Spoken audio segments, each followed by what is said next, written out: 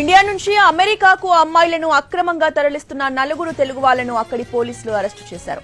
America new జెర్సీలోని Princeton లో ఈ human trafficking ఉదంతం బయటపడింది. ఒక ఇంట్లో అపస్మారక స్థితిలో ఉన్న 12 మంది యువతులను పోలీసులు గుర్తించారు. ఇండియా నుంచి వీళ్ళని అమెరికాకు తీసుకొచ్చినట్లు గుర్తించారు. ఇలా ఇప్పటి వరకు 100 మంది కంటే ఎక్కువనే తరలించారని పోలీసుల విచారణలో తేలింది. హ్యూమన్ ట్రాఫికింగ్ చేస్తున్న చందన్ దసిరెడ్డి, ద్వారకా, సంతోష్ కట్కూరి, అనిల్ మాలేలను పోలీసులు అరెస్టు చేశారు. పోలీసులు అరెస్టు చేసిన వారిలో 4 తెలుగువారున్నారు.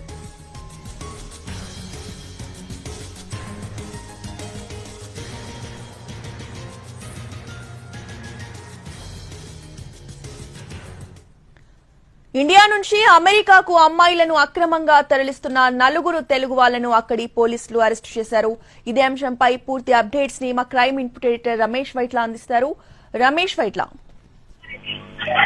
హైదరాబాద్ ఇటు తెలుగు రాష్ట్రాల నుంచి పెద్ద మొత్తంలో అక్రమ రవాణా చేసి అమెరికాకు తీసుకువెళ్తున్న ఒక ట్రాఫికింగ్ ముఠాని ప్రిన్స్టన్ గిన్స్బర్గ్ లేన్ పోలీసులు అరెస్ట్ చేయడం జరిగింది. ఇందులో మొత్తం 4 అరెస్ట్ చేశారు.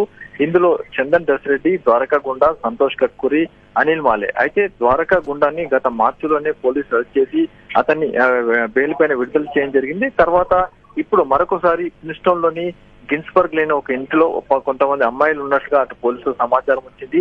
ఈ మేరకు పోలీసులు ఆ ఇంటి మీద రేడ్ చేసినప్పుడు 12 మంది యువతులు అపస్మారక స్థితిలో కనబడడం జరిగింది. వాళ్ళని ప్రశ్నించినప్పుడు చందన్ గుండా ఏదో ద్వారకా గుండా వాళ్ళు తాముకి ఇక్కడ తీసుకొచ్చారని చెప్పడం జరిగింది. అయితే ఈ మేరకు మొత్తంగా చందన్ దసిరెడ్డి, ద్వారకా గుండా, సంతోష్ కట్కూరి, అనిల్ మాలే ఈ 4 అదుపులో తీసుకున్నప్పుడు వీళ్ళు కొన్ని షెల్ కంపెనీలు పెట్టుకొని ఉన్నారు. ఆ షెల్ కంపెనీలు పనిచేసేందుకు వీళ్ళని అక్రమంగా ఇండియా నుంచి హైదరాబాద్ అటు అమెరికాకి తీసుకొచ్చినట్టుగా చేరుకోవడం జరిగింది. అయితే పెస్ట్ కంట్రోల్ సంబంధించిన కంపెనీ పేరుతోటి వీళ్ళందరినీ కూడా ఇండియా నుంచి అమెరికా తీసుకొచ్చినట్టుగా ఇప్పుడు బయటపడింది. అయితే ఇందులో చాలా మందిని ఇటు తెలుగు రాష్ట్రాల నుంచి అటు అమెరికా తీసుకువెళ్ళినట్టుగా అధికారులు గుర్తించారు. ఇప్పటి వరకు 100 మందికి పైగా అటు హ్యూమన్ ట్రాఫికింగ్ చేసి ఉంటారని చెప్పి ఒక అనుమానం వ్యక్తం చేస్తున్నారు. ఈ దశలో పోలీసులతో విచారణ చేస్తున్నారు. అయితే ఎవరైతే ఒక రూమ్ లో 12 మంది దొరకాలో వాళ్ళు అపస్మారక స్థితిలో ఎందుకున్నారన్న విషయాన్ని తెలుసుకునే ప్రయత్నం చేస్తే పెస్ట్ కంట్రోల్ సంబంధించిన కెమికల్ గోదాంలో వీళ్ళని ఆ రూమ్ లో పెట్టి ఉంచడం వల్ల గాలి వెళ్తూ లేకపోవడంతో ఆ యువతులందరూ కూడా అపస్మారక స్థితిలో ఉన్నారని చెప్తున్నారు. అయితే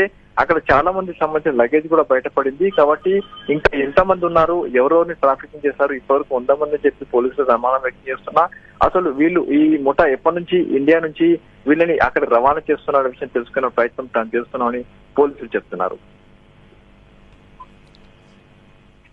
right, thank you Ramesh Vaitla.